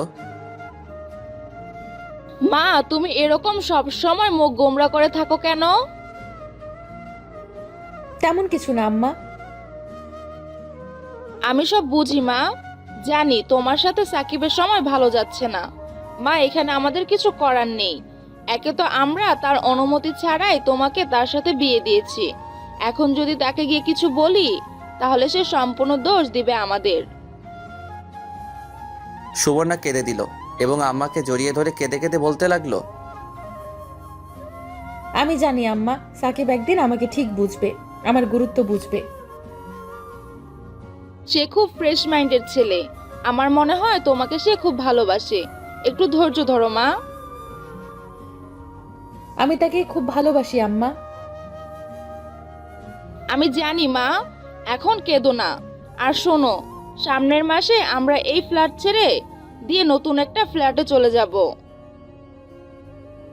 না আম্মা, আপনারা যান, সাকিবের সাথে ঝামেলা শেষ করে আমরা আসব, আর এই ফ্ল্যাটের ভাড়া আমি দিব। কেন মা, শুধু শুধু অপচয় করবা? আমাদের সাথে নতুন ফ্ল্যাটে চলো। না আম্মা, সাকিবের সাথে ঝামেলা মিটমাট করে আমরা আসব। প্লিজ আম্মা, না করেন না। ওকে, তোমার যা ইচ্ছা করো। ওকে আম্মা, এই জন্য আপনাকে আমার এত ভালো লাগে। যাও, সবাইকে বলো খাবার খেতে। আচ্ছা আম্মা। সুবর্ণা সবাইকে খাবার খেতে ডাকে। এর কিছুদিন পর জানি সাকিবের কি হলো। ব্যাংক থেকে আসার পর সুবর্ণাকে খুব কেয়ার করতে শুরু করে।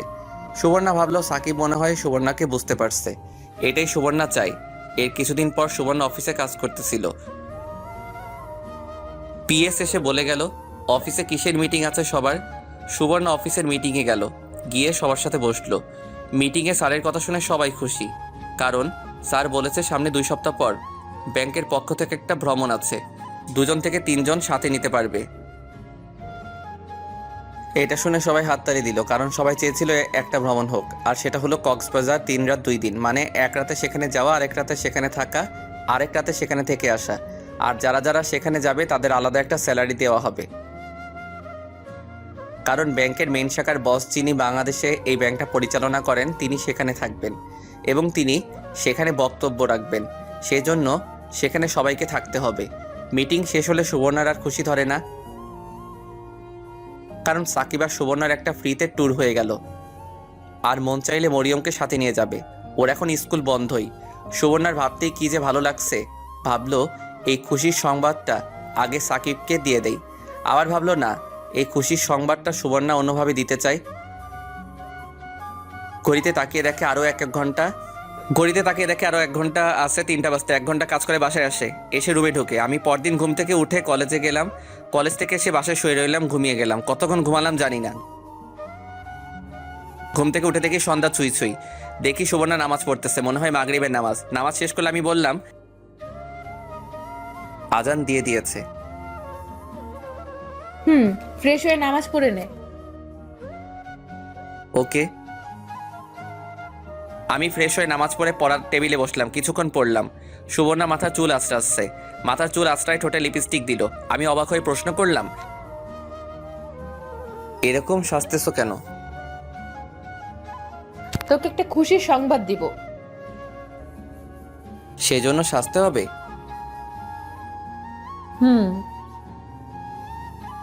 সুবর্ণা আমার পিছনে এসে আমাকে পিছন থেকে জড়িয়ে ধরলো আর গালে একটা চুমু দিল। বলো কি সুসংবাদ? তার আগে আমাকে একটা চুমু দে। আমি সুবর্ণার গালে চুমু দিলাম। এবার বলো। না, ঠোঁটে কিস কর। দূর, তুমি না দিন দিন।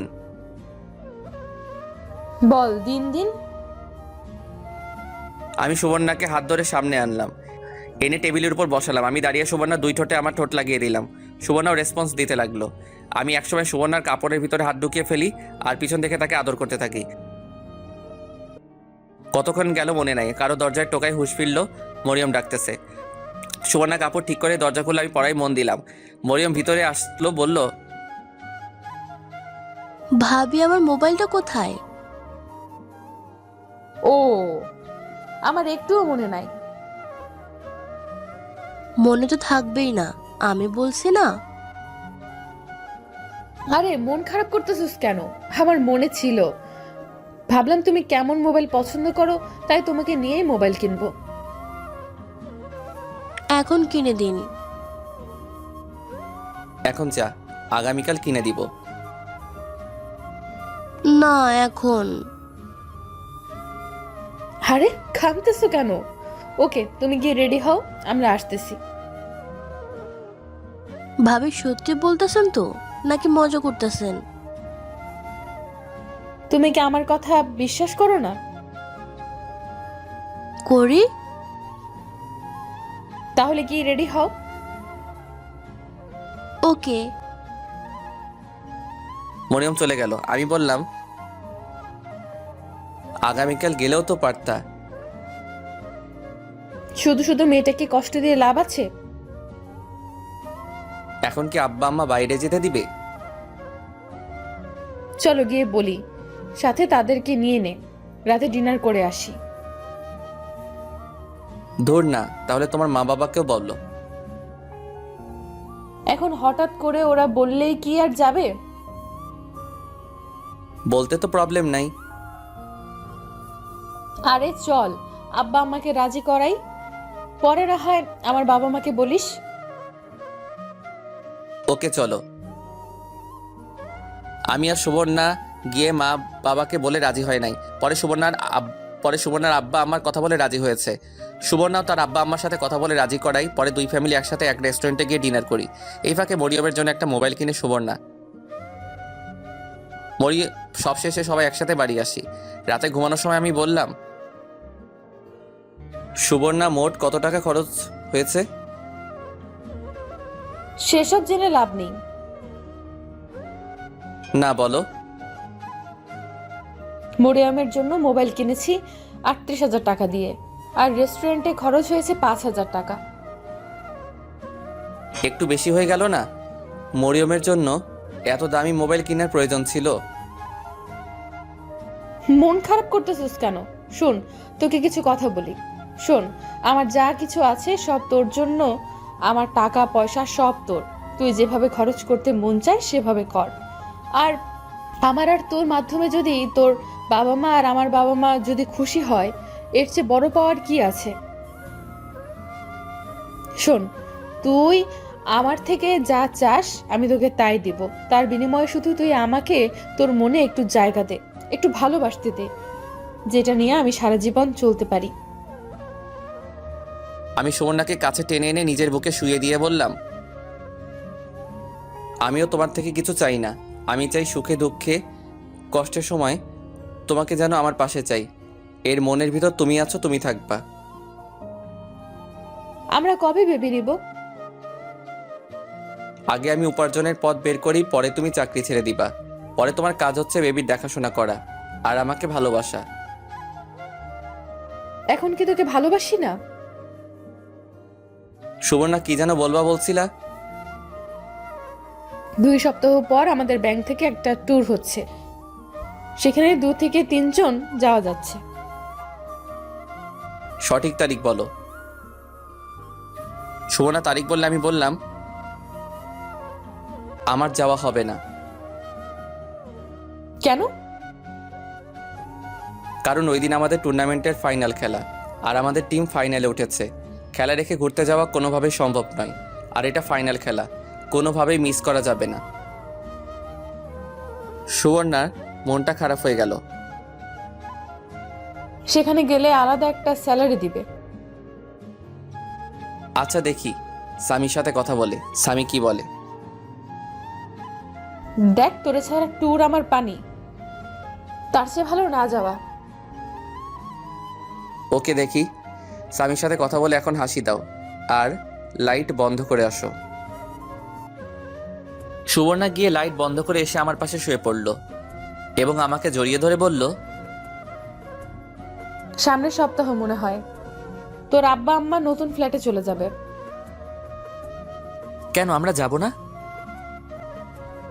না, আমরা এই ফ্ল্যাটে থাকবো দুজনে, ভাড়া আমি দিব। পরে কোনো এক সময় না হয় চলে যাব। তোমার শুধু অপচয়। এখন ঘুমা, আমাকে একটা চুমু দিয়ে। আমি সুবর্ণাকে চুমু দিয়ে ঘুমিয়ে গেলাম। এভাবে আস্তে আস্তে সুবর্ণা ভ্রমণের দিন চলে আসলো। আমি যেতে পারবো না, কারণ ফাইনাল খেলা। স্বামী বলছে কোনোভাবেই মিস করা যাবে না, তাই সুবর্ণার সাথে মরিয়মকে পাঠাবো ঠিক করলাম। কিন্তু সুবর্ণা বলল তার ছোট বোনকে সাথে নিবে। আবার ভাবলাম এত দূরে একা দেওয়া ঠিক হবে কি না, কিন্তু সে বলল খুব জরুরি, তাই ভাবলাম যাক। যেদিন রাতে ওরা যাবে পরদিন আমাদের ফাইনাল খেলা, আমার জন্য কি আর ফাইনাল খেলার ডেট পিছনে দিবে? আর এদিকে মরিয়ম আব্বা আম্মা নতুন ফ্ল্যাটে চলে গেল। ও চলে গেলে আমি একা হয়ে যাব। দূর একদিন কি হবে, এই কয়দিন তাকেও বেশি পাশে পাই নাই, কারণ তার ব্যাংকে খুব কাজ গেছে। সুবর্ণা যেদিন যাবে সেদিন দুপুরে আমার জন্য রান্না করছে। 2 দিন খাওয়ার জন্য আমি না করছি, বলছি বাইরে থেকে খেয়ে নিব। ও বলে শুধু শুধু বাইরে খেয়ে পেটের 12টা বাজাতে চাস? যাই হোক, আমি রান্নাঘরে গেলাম, গিয়ে বললাম, কেন শুধু শুধু রান্না করছো আর তোমার সুন্দরী মুখটা লাল হয়ে যাচ্ছে? যা তো, এখন আমাকে রান্না করতে দে। ওকে রান্না করে আসো। আমি ঘরে গিয়ে গোসল করলাম, গোসল করে শুয়ে রইলাম। একটু পরে সুবর্ণা আসলো। সে এসে গোসলখানায় ঢুকলো, গোসল করে বের হলো, একটা প্লাজো পরলো আর একটা কামিজ। আমি অবাক হয়ে তার রূপ দেখতে লাগলাম।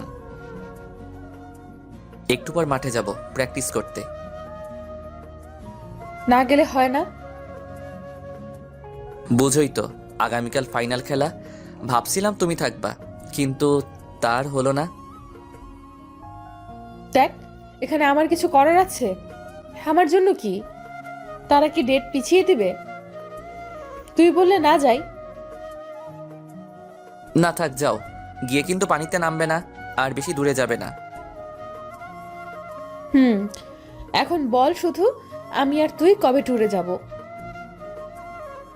তুমি বলো। দেখি ব্যাংক থেকে কবে ছুটি পাওয়া যায়। তোমার বুকে ওড়না দাও না কেন? না, ওড়না দিব না।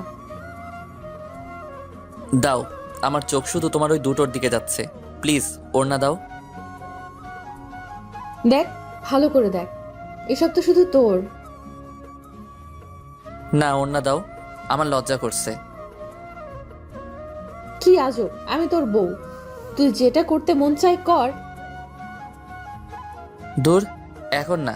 কয়টায় বের হবা? 11টার সময় বাস ছাড়বে, 10টার সময় ব্যাংকে থাকতে হবে। তুই আমাকে বাসে দিয়ে আসবি। ওকে, কোনো মেকআপ করতে পারবে না আর বোরকা ছাড়া বের হবে না। ওকে। সুবর্ণা উঠে আমার কাছে আসলো, এসে আমার পাশে শুয়ে পড়ল। যার আগে তোকে একটু মন মতো জড়িয়ে ধরে নেই। এই বলে সুবর্ণা আমাকে জড়িয়ে ধরলো আর একটা পা আমার উপর তুলে দিল। তার প্লাজো হাঁটু অবধি উঠে গেল। আস্তে আস্তে সে আমার উপরে উঠে গেল আর আমাকে উড়াধরা কিস করতে লাগলো। আমিও কিসের রেসপন্স দিতে লাগলাম। আমি একটা হাত তার কাবিজের ভিতর ঢুকিয়ে দিলাম। সে আমার মাথা ধরে ইচ্ছে মতো কিস করতে লাগলো যাতে আমি ছুটতে না পারি। অনেকক্ষণ এভাবে চললো। এমন সময় আসরের আজান দিল, আমাদের হুঁশ ফিরল। সুবর্ণা কিস ছেড়ে আমার উপর শুয়ে পড়ল। আমার ছোট ছোট চাপদারিতে নিজের গাল ঘষাতে লাগলো। কি হলো, এবার ছাড়ো। না, মন চাচ্ছে আজকে সারা দিন রাত তোর সাথে এভাবে শুয়ে থাকতে। এই বলে সে আবার কিস শুরু করলো।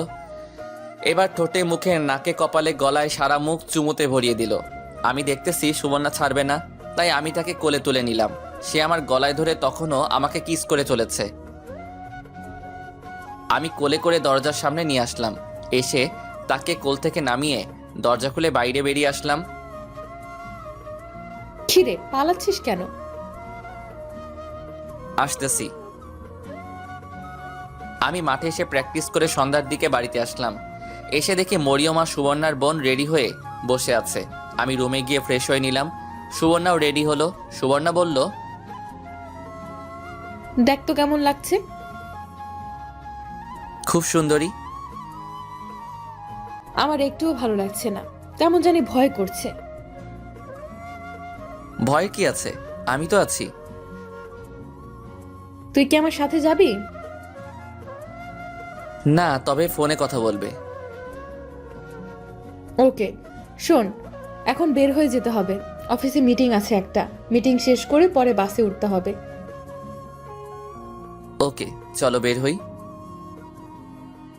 আর রান্না বান্না করা আছে, ফ্রিজে রাখা আছে, বের করে গরম করে খেয়ে নিস। ওকে।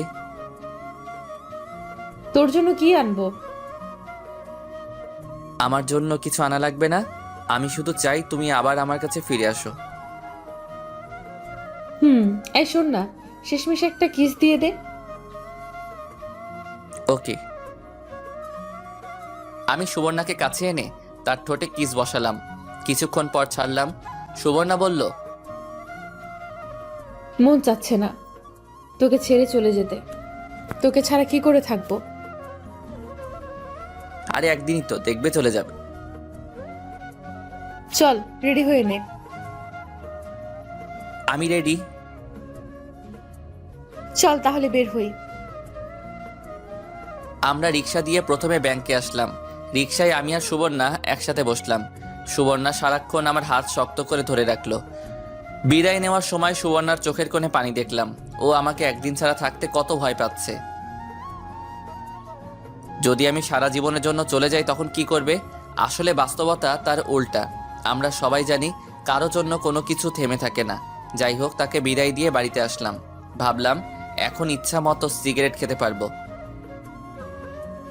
তাই বাড়িতে এক প্যাকেট বেনসন নিয়ে নিলাম। বাড়িতে এসে মনের ইচ্ছা মতো সিগারেট টানতে লাগলাম। এমন সময় সুবর্ণা ভিডিও কল দিল। আমি ফোন ধরলাম। কি রে, খেয়েছিস?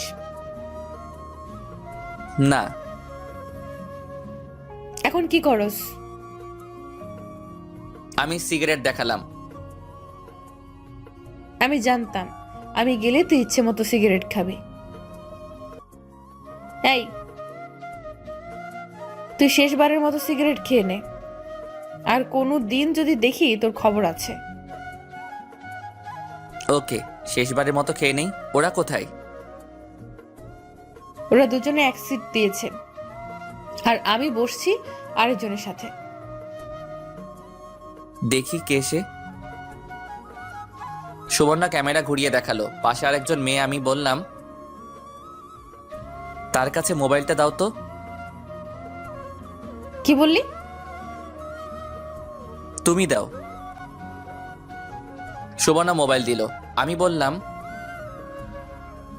আপু, আপনি তো সুবর্ণাকে চিনেন, আমি ওর হাজবেন্ড। প্লিজ আপু, তাকে একটু দেখে রাখবেন, সে যেন একা একা কোথাও না যায়। আরে আমি ওকে কি দেখবো, ওর খেয়াল রাখার জন্য তো বসই আছে। কি বললেন আপু? ওকে, আমি কোথাও যাব না। আর ভালো করে খাওয়া দাওয়া করিস। এখন রাখি। আরে আমার কথা শুনো। এই বলে সুবর্ণা ফোন কেটে দিল। আমি ওই মেয়েটার কথা স্পষ্ট শুনতে পেয়েছি। আমি ভাবছিলাম সুবর্ণা আগের মতো কি এখনো বসের সাথে কথা বলে। আগে ভাবছিলাম আমি তাকে ইগনোর করাতে সে বসের সাথে টাইম পাস করে, কিন্তু তারপর থেকে তো আমি তাকে আর ইগনোর করিনি। সুবর্ণা কি ইচ্ছে করে বসের সাথে আলাপ করে আমার যেদিন ফাইনাল খেলা সেদিন তাদের ট্যুর দিল, যাতে আমি না যেতে পারি আর তারা মনের মতো আনন্দ করতে পারে।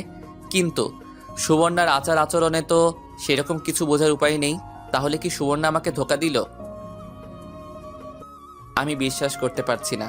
ভাবলাম এখন তাকে এসব বলে রাগারাগি করে লাভ নেই, পরে ওইখানে গিয়ে কোনো অঘটন ঘটাতে পারে। তার চেয়ে ভালো সে বাড়িতে আসুক, তারপর তাকে ঠান্ডা মাথায় জিজ্ঞেস করব। আমি আরেকটা সিগারেট খেলে মাথাটা একটু টেনশন মুক্ত হলো। পরে ঘুমিয়ে গেলাম। পরদিন সকালে সুবর্ণার সাথে একটু একটু কথা বললাম। বিকেলের দিকে ফাইনাল খেলা হলো, যেখানে আমাদের পারফরমেন্স অনেক ভালো হলো, যার কারণে আমরা ম্যাচটা জিতে যাই 2-1 গোলে। সন্ধ্যার পরে শুয়ে মোবাইল টিপতেছিলাম। আমাদের জিতার কয়েকটি ছবি সুবর্ণাকে হোয়াটসঅ্যাপে দিলাম। সুবর্ণাকে বুঝতে দিলাম না আমার মনের কথা। ভাবলাম ফেসবুকে কয়েকটি ছবি আপলোড দেই। ফেসবুকে ঢুকে টাইমলাইন চেক করছিলাম। একটা পোস্টের উপর আমার চোখ আটকে যায়। দেখি সুবর্ণা আর তার বস একসাথে ছবি তুলে ফেসবুকে পোস্ট করেছে। আইডি চেক করে দেখি তার বসের আইডি। আমার কলিজায় গিয়ে আঘাত লাগলো। এটা আমি কি দেখছি? আমার কেন জানি বিশ্বাস হচ্ছে না। সুবর্ণা এমন কাজ কি করে করতে পারলো? কেন জানি অনিচ্ছা সত্ত্বেও চোখ দিয়ে পানি বের হচ্ছে। এখন তাকে কিছু বলবো না, সে ঠিক মতো বাড়িতে আসুক, পরে না হয় এটার ফয়সালা করব। পরদিন রাতে সে আসলো। আমি দরজা খুলে দিলাম।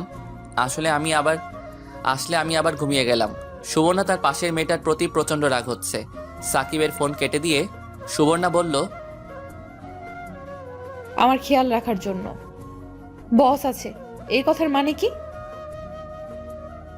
তো বসই তো আপনার ভালো খেয়াল রাখে, সারাক্ষণ বসের অফিসে বসে থাকেন। কখন দেখছেন আপনি? কয়দিন আগে দেখেছি না।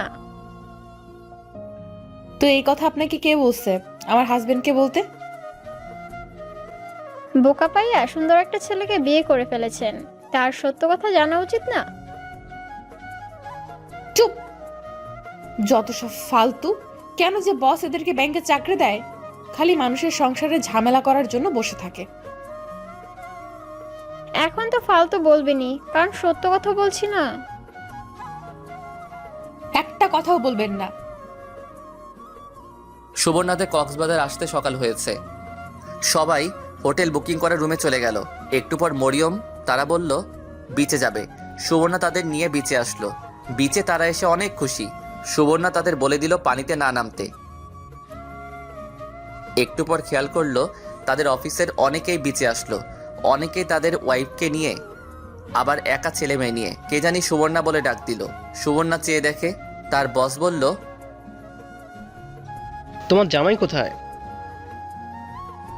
সে আসেনি। এমন একটা ট্যুরে তোমাকে সে একা আসতে দিল? স্যার, ও একটা টুর্নামেন্টের ফাইনাল খেলা আছে, সেজন্য আসেনি। সে তোমার হাজবেন্ড হয়, তার কাছে খেলা বড় নাকি তুমি বড়? তার আসা উচিত ছিল। হুম। আমার মনে হয় সে তোমাকে ভালোবাসে না। দেখো, সে এখনো ছোট, সে এখনো তোমার গুরুত্ব বোঝে না। প্রয়োজন ফুরিয়ে গেলে তোমাকে ছুঁড়ে ফেলে দিবে। না স্যার, ও এমন না। চলো এদিকটাই যাই। হুম। চলো একটা ছবি তুলি। বস বলাতে সুবর্ণা না করতে পারল না। বস ছবি তুলল তার মোবাইল দিয়ে। আমি তোমাকে কিছু বলতে চাই। জি স্যার, বলেন। দেখো, তোমার পিচ্চি হাজবেন্ড তোমাকে না ভালোবাসে না তোমাকে কেয়ার করে। প্রয়োজন শেষে তোমাকে ছেড়ে অন্য কোনো মেয়ের সাথে দেখবে চলে যাবে। তার চেয়ে ভালো সময় থাকতে সাবধান হও। স্যার বুঝলাম না। তার চেয়ে ভালো সময় থাকতে সাবধান হও। মানে যদি তুমি তোমার হাজবেন্ডকে ভালো না লাগে তাহলে আমি আছি, তুমি আমার কাছে আসতে পারো। বসের মুখ থেকে এমন কথা বের হবে সুবর্ণা কল্পনাও করেনি। কি নিচু মনের মানুষ, দেখতেছে আমার জামাই আছে তারপরেও কি বেহায়ের মতো প্রস্তাব দেয়। আর সাকিবকে ছাড়া সুবর্ণা কিছুই কল্পনা করতে পারে না। সাকিবই সুবর্ণার সব। সুবর্ণার চুপচাপ দেখে বস বলল, তোমাকে আমি চাপ দিচ্ছি না, আজকে ভালোভাবে চিন্তা করে আমাকে জানাও। ওকে, আমি যাই। এই বলে বস চলে গেল। সারাদিন এদিক সেদিক ঘুরে চলে গেল। পরদিন আবার বসের সাথে হোটেলে দেখা। বস বলল, তো সুবর্ণা, কি চিন্তা ভাবনা করলা? সুবর্ণা কোনো দ্বিধা ছাড়াই বলতে লাগলো, না স্যার, আমি তাকে ছাড়তে পারবো না। তাকে ছাড়া আমি কিছুই কল্পনা করতে পারি না। সাকিবের জন্য আমি সব দিয়ে দিব। সে যদি আমাকে ব্যবহার করে ফেলে দেয় তাহলে সেটা ভেবে নিব আমার কপাল ভালো না। বাঁচলে তার জন্য বাঁচবো, মরলে তার জন্যই মরবো। সাকিবকে আমি ভালোবাসি স্যার, তাকে ছাড়া আমি থাকতে পারবো না। Sorry sir. ভেবে চিন্তে বলছো তো? জি স্যার, আমি তার স্ত্রী আর আমি তাকে খুব ভালোবাসি। এখন না বুঝলে সে কয়েকদিন পর সে ঠিকই বুঝবে। তোমার এই একটাই দোষ, তুমি মানুষকে অন্ধের মতো বিশ্বাস করো। নিলয়কে বিশ্বাস করেছিলে না? সে তোমাকে কি দিয়েছে? উল্টা তোমার জীবন থেকে 5টি বছর কেড়ে নিল। বুঝবা একদিন, ঠিকই বুঝবা। না স্যার, সবাই তো আর নিলয়ের মতো না। আর আমি সাকিবকে অন্ধের মতোই বিশ্বাস করি। এই অন্ধকেই সে একদিন পথ দেখাবে। তুমি চাইলে আরো কয়েকদিন সময় নিতে পারো। না স্যার, আমার আর সময় লাগবে না। এটাই আমার ফাইনাল সিদ্ধান্ত। আশা করি এই বিষয়ে আমাকে আর বিরক্ত করবেন না। Are you sure? জি স্যার। ওকে। এই বলে বস চলে গেল। সুবর্ণা ভাবলো এই বস নিজের বউয়ের খেয়াল রাখতে পারে না, নিজের বউকে ডিভোর্স দিয়ে চলে যায়। এখন আসছে আমার খেয়াল রাখতে, যত সব ফালতু। রাতে তাদের বাস ছাড়ে। বাসায় আসতে আসতে অনেক রাত হলো। এসে দরজায় টোকা দিল। সাকিব দরজা খুলে দিল। সাকিব কিছু না বলে আবার ঘুমিয়ে গেল। সুবর্ণাও ফ্রেশ হয়ে সাকিবের পাশে শুয়ে পড়ল। সকালে ঘুম থেকে উঠে দেখি সুবর্ণা আমাকে জড়িয়ে ধরে দিব্যি ঘুমাচ্ছে। আমার তার মুখের দিকে তাকালাম। ভাবলাম নিষ্পাপ মুখ, মিথ্যা বলতে পারে না। ভাবলাম এখন ঘুমাক, পরে জিজ্ঞেস করব। আমি গিয়ে ফ্রেশ হয়ে নাস্তা রেডি করলাম। পরে সুবর্ণাকে ডাক দিলাম নাস্তা করতে। সুবর্ণা উঠে ফ্রেশ হয়ে নাস্তার টেবিলে আসলো। আমার শরীর তো রাগে গজগজ করতেছে। পরপুরুষের সঙ্গে রাত কাটিয়ে এসে আমার পাশে শুয়ে ঘুমালো। আর আমি তাকে নাস্তা বানিয়ে খাওয়াচ্ছি। আমার মুখের এমন অবস্থা দেখে সুবর্ণা বলল, কিরে, তুই মুখ এরকম গোমড়া করে রাখছিস কেন? চুপ, একদম চুপ। তুমি এক্ষুনি এই বাড়ি থেকে বের হয়ে যাও। তোমাকে আমার একটু প্রয়োজন নেই।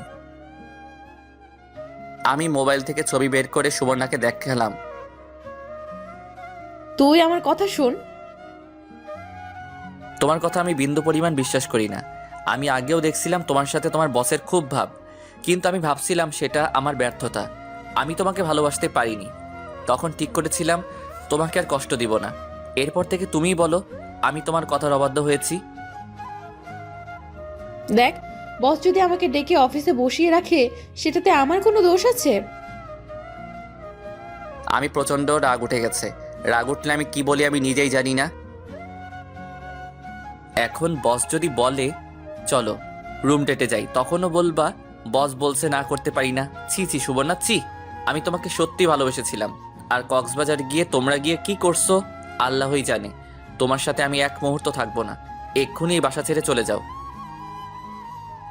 তুই মাথা ঠান্ডা কর, আমি তোকে ব্যাপারটা বুঝিয়ে বলছি।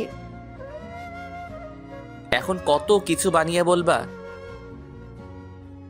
আমি উঠে রুমে চলে আসলাম। এসে সিগারেট ধরাইলাম। সুবর্ণা আমার পাশে এসে বসলো আর বলল, একটা কথাও বিশ্বাস করি না আমি। সুবর্ণা আমাকে পিছন থেকে জড়িয়ে ধরলো, বলল, আমি তোকে সত্যি বলছি, আমি তোকে অনেক ভালোবাসি। তোকে ছাড়া আমি বাঁচবো না। আমি সুবর্ণাকে আমার শরীর থেকে ছাড়িয়ে নিলাম। বললাম, আমার শরীরে টাচ করবেন না, যত সব ফালতু কথা। তোমার প্রতি আমার ঘৃণা হচ্ছে। এতদিন আমি কার সাথে থাকলাম?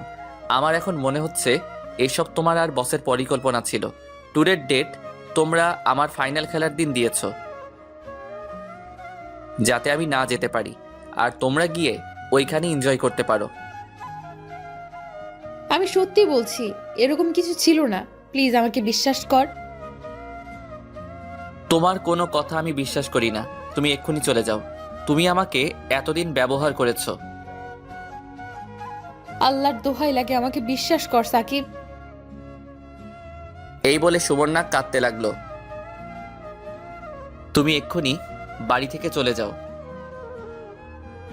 সুবর্ণা কেঁদে বলতে লাগলো, প্লিজ আমাকে বের করে দিস না। তুই আমাকে মার বক যেটা মন চায় কর, প্লিজ আমাকে বের করে দিস না। তোর পায়ে পড়ি, তোর পায়ে পড়ি। তোরে ছাড়া আমি বাঁচবো না। হয় তুমি থাকবা, না হয় আমি থাকবো। এমন কথা বলিস না। যদি আমার কোনো ভুল থাকে তাহলে আমাকে মাফ করে দে, আমাকে তাড়িয়ে দিস না। সুবর্ণা কাঁদতে কাঁদতে কাশতে লাগলো আর বলল, তুই যেভাবে বলবি সেভাবেই চলবো। তুই বললে আমি চাকরি ছেড়ে দেব। এখন এত দরদ দেখানো লাগবে না, এখন আমার চোখের সামনে থেকে যাও। সুবর্ণা আমার চোখের সামনে থেকে চলে গেল। অন্য এক রুমে গিয়ে কাঁদতে লাগলো। আমি বাইরে যাব বললাম, আমি বাইরে যাচ্ছি, এসে যেন তোমাকে না দেখতে পাই। এই বলে আমি বাইরে চলে আসলাম। আমার এক মনে বলতেছে সুবর্ণা সত্যি বলছে, আরেক মনে বলছে মিথ্যা বলছে, কারণ আমি আগেও দেখেছি বসের সাথে সুবর্ণাকে। তারপরে ওই মেয়েটা বলল, তারপর আবার ফেসবুকে ছবি পোস্ট।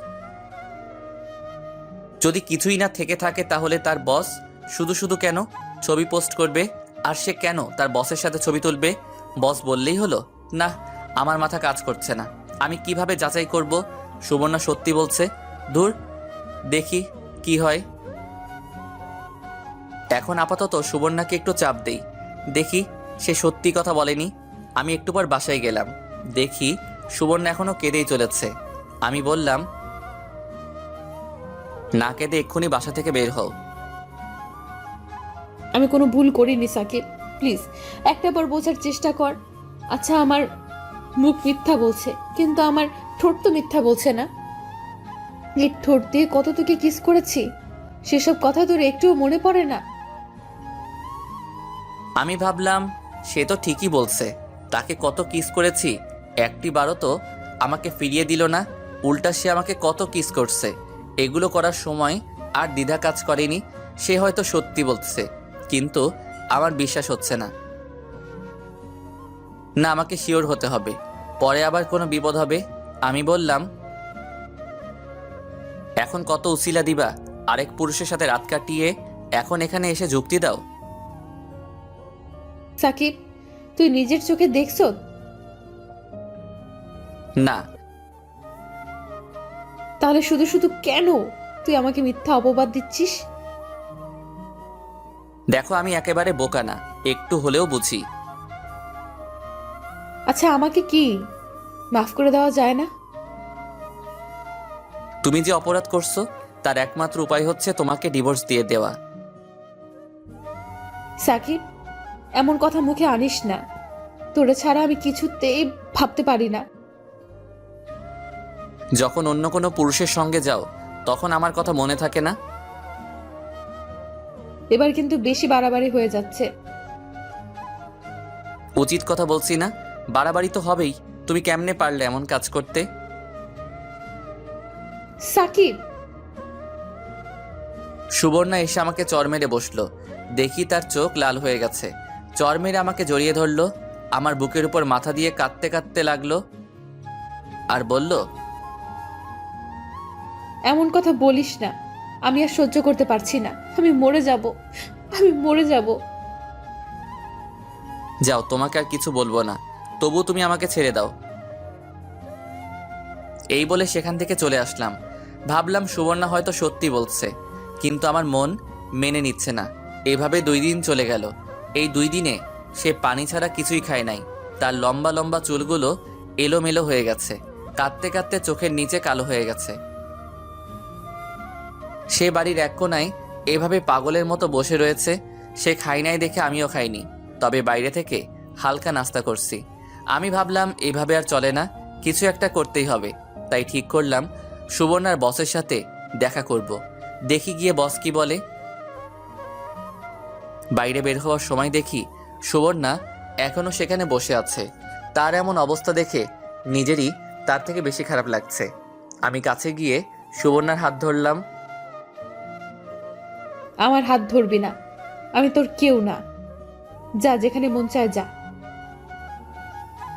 আমি সুবর্ণাকে দাঁড় করিয়ে বুকে টেনে নিলাম। সুবর্ণা বলল, তোরে ছাড়া আমি কিছুই ভাবতে পারি না। ওকে, চলে যাচ্ছি। এই বলে আমি বাইরে চলে আসলাম। ভাবলাম সে হয়তো একটু অভিমান করছে। আমি প্রথমে ব্যাংকে গেলাম, ভাগ্যের জোরে বসকে পেয়ে গেলাম, কিন্তু তার একটা মিটিংয়ে আছে। মিটিং শেষ করতে অনেকক্ষণ লাগলো। মিটিং শেষে তার অফিসে গিয়ে বসলো। আমি গেলাম তার অফিসে। অফিসের ভিতরে গিয়ে সালাম দিলাম। কেমন আছেন? ভালো। আপনি কে? আপনাকে তো চিনলাম না। আমি সাকিব, আপনার ব্যাংকের কর্মচারী, সুবর্ণার হাজবেন্ড। ও মিস্টার সাকিব, বসেন বসেন। ধন্যবাদ। তো আপনাদের কেমন চলছে? জি ভাই, ভালো। ভাই, আপনাকে কিছু জিজ্ঞেস করার জন্য আসছি। বলেন। আমি ওই দিন ফেসবুকে দেখলাম আপনি আর সুবর্ণা ছবি তুলে ফেসবুকে একটা পোস্ট করেছেন। আপনি কারণটা জানতে পারি? আসলে ওইটা আমার ভুল ছিল, আর একদিন পর আমি ছবি ডিলিট করে দিয়েছি। আসলে ভাই, আপনার ওয়াইফকে আমার ভালো লাগতো, তাই তার কাছে প্রস্তাব দিয়েছিলাম, কিন্তু সে আমাকে না করে দিয়েছে। কি কি বলছে ভাই, একটু বলতে পারবেন? সুবর্ণা যা যা বলছিল ঠিক তাই বলল, আর শেষমেশ বলল, ভাই, আপনি অনেক লাকি, সুবর্ণার মতো একটা বউ পাইছেন। তাকে কষ্ট দেওয়া আপনার মোটেও ঠিক নয়। জি ভাই, তাহলে আমি যাই।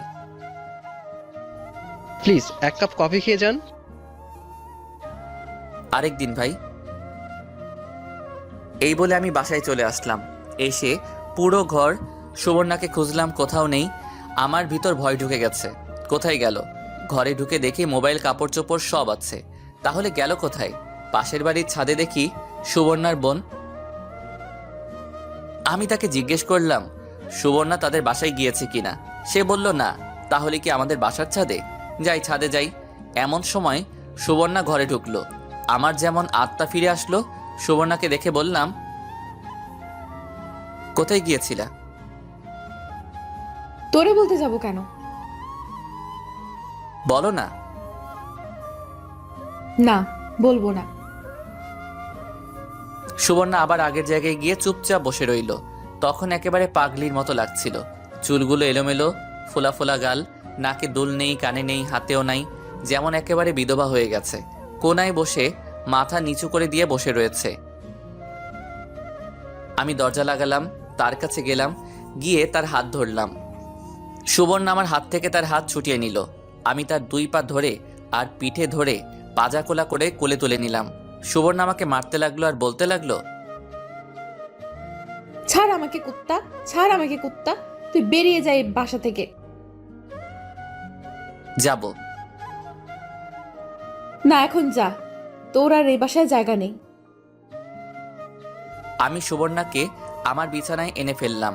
তখনও সে আমাকে মারতে লাগলো।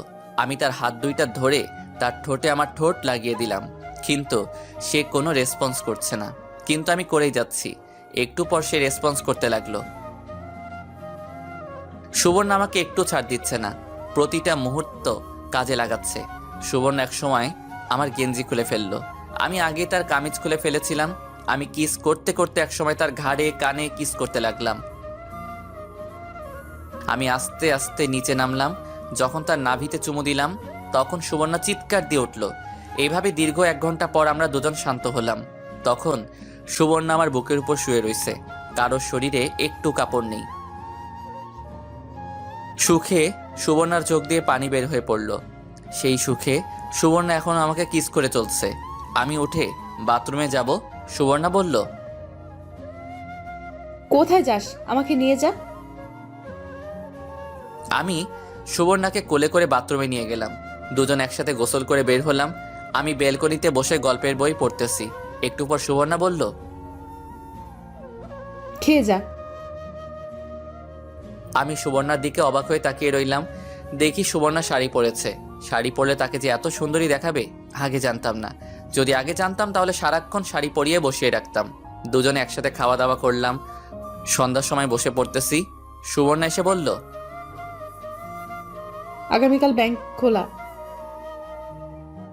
ব্যাংক খোলা যাবে, কিন্তু কিন্তু কি? বোরকা পরে মুখে মেকআপ দিয়ে সাধারণ মহিলার মতো যাইবা। আর যদি তোমার বস অকারণে তোমাকে ব্যাংকে বসিয়ে আজে বাজে কথা বলে তাহলে আমাকে বলবা। সুবর্ণা আমাকে পিছন থেকে জড়িয়ে ধরে বলল, তুই যেভাবে বলবি সেভাবেই যাব। লক্ষ্মী সোনা। রাতের খাবার খেয়ে যা, আজকে একটু আগে শুভ। ওকে। আমি আর সুবর্ণা একসাথে খাওয়া দাওয়া করলাম। খেয়ে সুবর্ণা বিছানায় শুয়ে পড়ল। আমি বই নিয়ে ঘাটাঘাটি করতেছি। একটু পর সুবর্ণা বলল, হয়েছে তো, এখন ঘুমা। আমি লাইট বন্ধ করে সুবর্ণার পাশে শুয়ে পড়লাম। সুবর্ণা আমাকে জড়িয়ে ধরলো। জড়িয়ে ধরে আমাকে কিস করা শুরু করলো। আমিও করতে থাকলাম। এইভাবে অনেকক্ষণ চলল। দুজন শান্ত হয়ে জড়িয়ে ধরে শুয়ে রইলাম। আমি বললাম, আমি তোমাকে অনেক কষ্ট দিয়েছি। আমার প্রতি তোমার কোনো রাগ আছে? থাকলে বলো। তোর প্রতি আমার কোনো রাগ নেই। প্রতিদিন রাতে এই কিছুক্ষণের জন্য তোকে পাইলে চলবে আমার, এতেই আমি খুশি, আর কিছু চাই না আমি। আমি তোমার জন্য সারা দিন রাত আছি।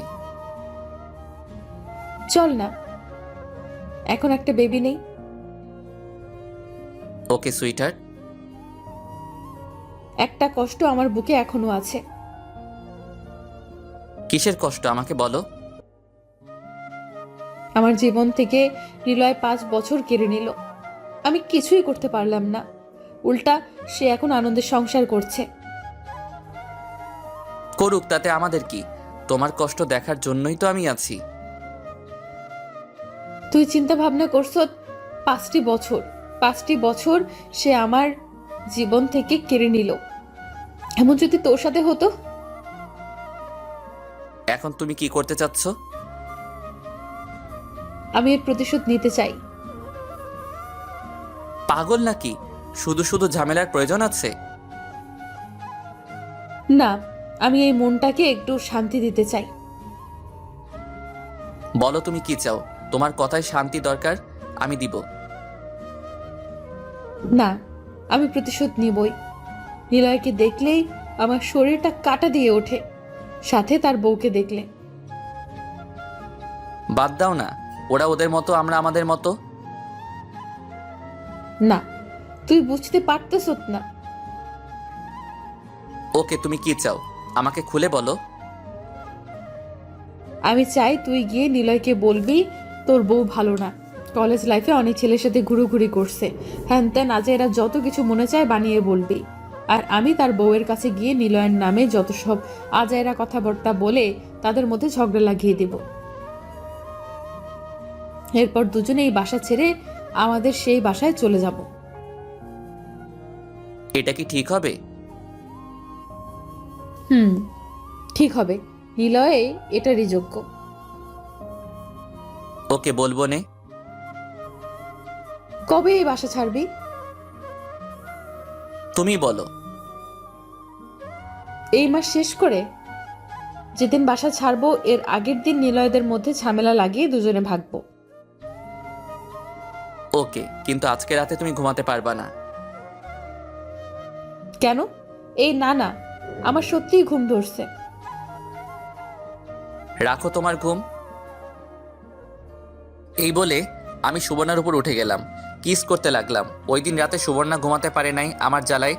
সকালে ঘুম থেকে উঠে আমাকে মারবে নাকি কাঁদবে নাকি হাসবে কিছুই বুঝতে পারছে না। অবশেষে আমাকে মারতে লাগলো। আমি তাকে কোলে তুলে নিলাম, নিয়ে তাকে দেয়ালে ঠেস দিয়ে দাঁড়ালাম, আবার কিস করতে লাগলাম। সুবর্ণা বলল, ছাড়বি আমাকে? আজকে ব্যাংক থেকে ছুটি নাও না। বস ছুটি দিবে না। ট্রাই করে দেখো না। নে তোর ফোন দিয়ে বল আমার শরীর ভালো না। আমি তার বসকে ফোন দিলাম। কেমন আছেন ভাই? আমি সুবর্ণার হাজবেন্ড। জি ভালো, আপনি কেমন আছেন? আমি তো ভালো, কিন্তু সুবর্ণার শরীরটা ভালো না। ওর খুব বমি বমি ভাব আর জ্বর। তার কি আজকে ছুটি দেওয়া যাইবে? তাকে মোবাইলটা দেন। সে এখন ঘুমাচ্ছে। ওকে, আগামীকাল যেন সঠিক টাইমে চলে আসে। ওকে। সুবর্ণা ছুটি পেয়ে নাচতে লাগলো এবং লাফ দিয়ে কোলে উঠে গেল। আমি টাল সামলাতে না পেরে বিছানায় পড়ে গেলাম। সেখানে আমাকে পাগলের মতো কিস করতে শুরু করলো। ওই দিন আমি তার জ্বালায় ঘুমাতে পারিনি। এভাবে মাসের শেষে চলে আসলো। এই কয়েকটা দিন আমরা খুব মজা করেছি। সুবর্ণা শিখিয়ে দিল নিলয় ভাইকে গিয়ে কি কি বলতে হবে। আমি নিচে গিয়ে নিলয় ভাইয়ের জন্য অপেক্ষা করছিলাম। একটু পর নিলয় ভাই আসলো। আমি বললাম, ভাই একটু কথা বলা যাবে? বলো। আপনার বউয়ের নাম সোনিয়া না? আপনার বউ ওই দিন আমার সামনে পড়ছিল। আপনার বউকে দেখে আমার পুরনো দিনের কথা মনে পড়ে গেছে। মানে কি? ভাই, এই বাসায় আসার আগে আমি এই কলেজে পড়তাম। ওই কলেজে সোনিয়া পড়তো। তো হয়েছেটা কি? ভাই, ওর নামে কলেজে অনেক সুনাম ছিল। সুনাম থাকতেই পারে, ও খুব ভালো ছাত্রী ছিল। কে বলেছে আপনাকে? একদম বাজে ছাত্রী ছিল, আর 1 নাম্বারের বদমাইশ ছিল। কত ছেলে যে তার জন্য কলেজ ছাড়ছে হিসেব নেই। আর কত ছেলের সাথে যে রুম ডেটে গিয়েছে তারও কোনো হিসেব নাই। পরীক্ষার আগে স্যারদেরকে ভয় দেখিয়ে প্রশ্ন নিয়ে ভালো রেজাল্ট করত। তার আগের কথাগুলো মনে হলে আমার শরীর কাঁটা দিয়ে ওঠে। যত সব ফালতু কথা। ভাই, বুঝবেন এক সময়। জানি, তুমি এখন যাও তো। আমি চলে আসলাম। বাসায় এসে সুবর্ণাকে সব বললাম। আমাদের কাজ শেষ। আমি নিলয়ের নামে যত সব মিথ্যা কথা বানিয়ে তার বউয়ের কানে দিয়ে এসেছি। এখন তাদের ঝগড়া দেখে কে?